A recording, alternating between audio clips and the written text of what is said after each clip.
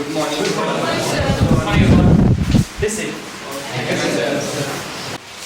Okay, as I said, after looking at the elements, there are various types of communications.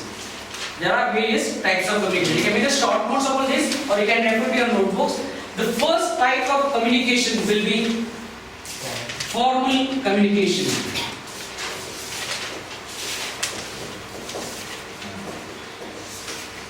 Formal communication. Okay?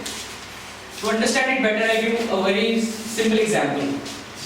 When you go for parties somewhere out, they said dress code formal. Okay, then you have to wear a formal shirt, a formal trouser, formal shoes.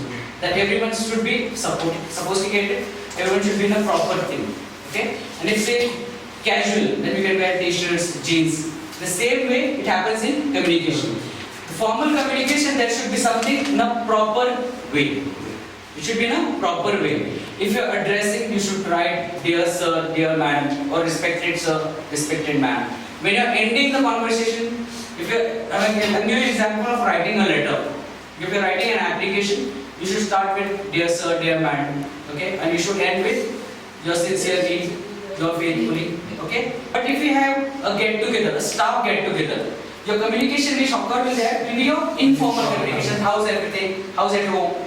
So that will be called your informal communication. So first type of communication is your formal communication. Second will be your informal.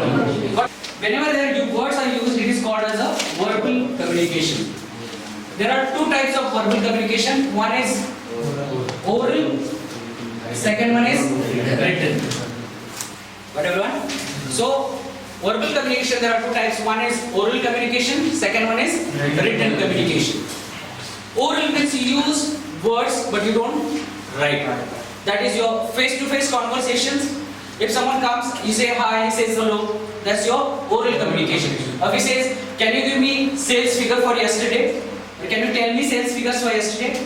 Or if you are working in the front office and your front office manager comes and he asks you, okay, tell me the status of room number 101.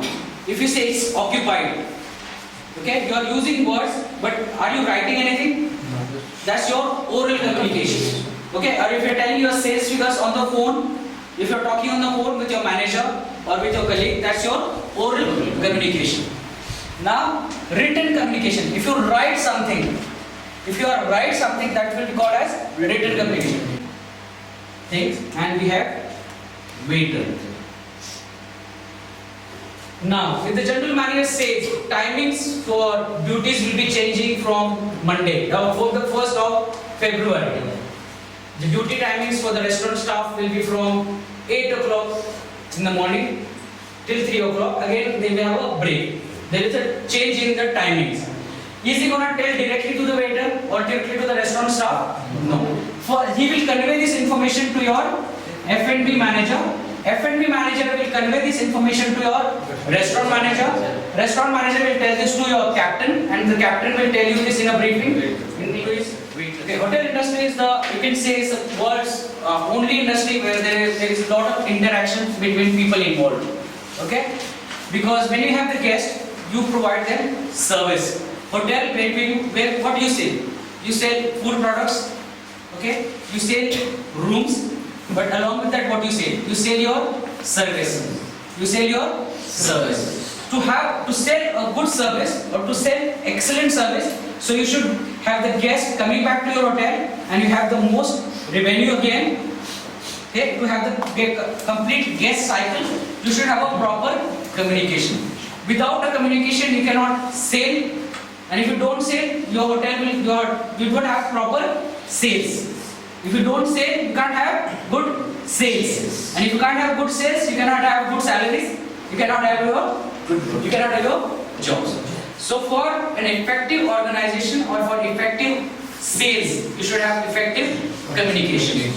So I can say there are various types of communication which happens. First, I'll give you communication between a guest and a hotel. There are two major departments who are always in contact with the guest. First one, I can say front office. They have a major contact or major conversation or major communication with the guest. Guest sends an inquiry that I will be coming to Varanasi on this particular day. and I want to stay in hotel. You got the inquiry on the net or through any advertising media or through any channel. You contact that guest, and if you give a proper message, if you communicate him clearly, if he gets the clear message about your fares, about your services provided, then he will think to come to your hotel. So if you have a wrong communication, if you convey in the wrong fares, wrong services, he will think about alternative solution. He might not come to your hotel, he will go to some other hotel. So the front office should have a good communication regarding your tariffs, regarding the services and facilities provided. Got it? First, when he comes to the hotel, he should be properly greeted. Okay, you should be aware of what are the things he has to do, what are the formalities which he has to provide. Okay, then check in, check out. If you do it smoothly, if you communicating properly, then he will be very happy. That's your guest related communication. If he goes to a restaurant, if he goes to your hotel restaurant, if he orders food, who's going to take the order? Captain is going to take the order. Okay? If the captain doesn't communicate him with properly, if he doesn't explain what are the things goes in particular menu or what are the things goes in particular dish, if he doesn't communicate it nicely, and without proper communication or without understanding that he orders that thing, and if he doesn't like, so who's going to get lost? Your guests, because your guest will not like and he will not come back to your restaurant again. So there should be proper communication between front office and communication, front office and housekeeping. If they don't have the proper communication, the rooms will be not ready in a way the guest wanted. So the guest will not have a good experience. There should be communication between interdepartmental also. All the departments which you have in the hotel, like front office and housekeeping, should have a good communication to have the rooms ready in time. The second example I will give you: restaurant, the guest comes and he gives the order. If the restaurant does not communicate this order to kitchen, if they don't tell that order to the kitchen, will the order be ready? Will the kitchen people know that what they have ordered, what to make? So there should be proper communication between F&B service and kitchen department. Got it? So if there will be no communication or there will be a lack of communication, there will be errors in the operations and hotel will not run smoothly.